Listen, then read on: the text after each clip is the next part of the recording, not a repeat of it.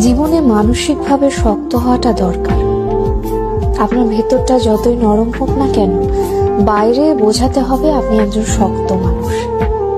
শক্ত হতে না পারলে আপনাকে প্রতিনিয়ত ঠকতে হবে।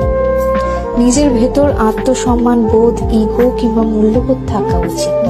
খেয়াল করলে দেখবেন যারা ঠকে যায় তারা বরাবরই নরম মনের মানুষ।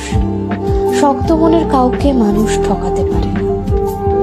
সবকিছু রিভেঞ্জ অফ নেচার অর্থাৎ প্রকৃতির প্রতিশোধের উপর ছেড়ে দিতে নেই। কিছু বিষয়ে আপনার নিজেরও প্রতিশোধ নেওয়ার দরকার আছে। যে আপনাকে যতটুকু অবহেলা করে, কষ্ট দেয়, তাকেও সেই পরিমাণ অবহেলা কিংবা কষ্ট ফিরিয়ে দেওয়া উচিত। জীবনে ভালো থাকার জন্য হলেও একটু কঠোর হওয়া দরকার। যে কোনো কিছু সহজে পেয়ে গেলে মানুষ মূল্য দিতে জানে না। মানুষ হিসেবে আপনি সহজ হতে পারেন, তবে সস্তা কিংবা সহজলভ্য হতে যাবেন না। যে আপনাকে যতটুকু দেবে তাকে ততটুকুই ফিরিয়ে দিতে শিখুন, হোক সেটা